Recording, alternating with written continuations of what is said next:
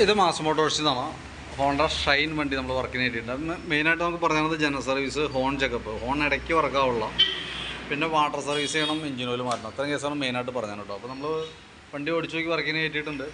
നമുക്ക് അതിൻ്റെ ബാക്ക് ബ്രേക്കിൻ്റെ ഭാഗം തൊട്ട് നമ്മൾ ചെക്ക് ചെയ്യാൻ വേണ്ടി അയച്ചിട്ടുണ്ട്. ബ്രേക്ക് ലൈനർ നമുക്ക് അത്യാവശ്യം ഉപയോഗിക്കാനൊക്കെ ഉണ്ട്. കമ്പനി ലൈനർ കിടക്കണേ. അപ്പോൾ ബ്രേക്ക് ക്യാമൊക്കെ ഒന്ന് അയച്ച് ഗ്രീസ് ചെയ്ത് റീസെറ്റ് ചെയ്താൽ മതി. ബാക്ക് വീലിൻ്റെ ബെയറിംഗ് ഒക്കെ ചെക്ക് ചെയ്ത് വേറെ കംപ്ലയിൻ്റ് ഒന്നുമില്ല. അതേപോലെ ടയറായാലും പുതിയ ടയർ കിടക്കണേ, വലിയ പഴക്കമായിട്ടില്ല.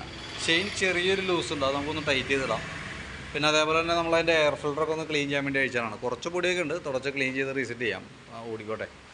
പിന്നെ അതേപോലെ തന്നെ 2024 മോഡൽ ബാറ്ററിയാണ് വണ്ടി മേടിക്കുന്നത്. ആമറോണിൻ്റെ ബാറ്ററി 12 വോൾട്ട് 4 ആമ്പിയർ ബാറ്ററിയാണ്. ഞാൻ അതിൻ്റെ വോൾട്ടൊക്കെ നോക്കി 13.15 വരെ കാണിക്കുന്നുണ്ട്.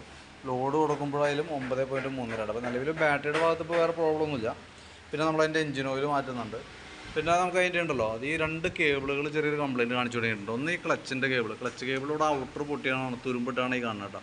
അപ്പോൾ ക്ലച്ചിൻ്റെ കേബിൾ നമുക്കൊന്ന് മാറ്റേണ്ട ടൈമാണ്. കാരണം ഇത് ചിലപ്പോൾ ഇങ്ങനെ കിടന്ന് ഓടുന്നവർ ഇടയ്ക്ക് ലോഡായി കിടന്ന ക്ലച്ച് ഡിസ്ക് കംപ്ലയിൻറ്റ് വരെ സാധ്യതയുണ്ട്.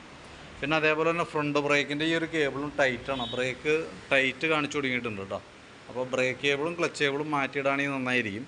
പിന്നെ അതേപോലെ തന്നെ ഈ മീറ്ററിൻ്റെ ഉള്ളിൽ തന്നെ, ഈ ഫ്യൂൽ മീറ്ററിൻ്റെ ഉള്ളിൽ തന്നെ പാർക്ക് ബൾബ് ചെറിയൊരു, അതായത് തീരെ വട്ടക്കുറവിലേക്ക് പോയിട്ടുണ്ട്. അപ്പോൾ ആ ബൾബൊന്നും മാറ്റിയിട്ടുണ്ട്. അത്രയും കേസാണ് മെയിനായിട്ടുള്ളത്. അപ്പോൾ ഞാൻ അതിൻ്റെ ഏകദേശം ഒരു എസ്റ്റിമേറ്റ് ആക്കിയിട്ട് ഡീറ്റെയിൽസ് വാട്സാപ്പിലേക്ക് ഇട്ടേക്കാം കേട്ടോ.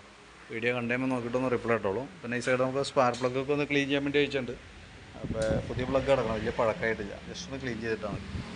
അപ്പോൾ ഡീറ്റെയിൽസ് വാട്സാപ്പിലേക്ക് ഇട്ടേക്കാം. ഏകദേശം നമുക്ക് വർക്ക് കംപ്ലീറ്റ് ആകുമ്പോഴത്തേക്ക് ഏകദേശം ഒരു 5 മണി 5:30 ആവും കേട്ടോ. ഞാൻ വർക്ക് കംപ്ലീറ്റ് ആക്കുമ്പോൾ കോൺടാക്ട് ചെയ്തോളാം. ഓക്കെ.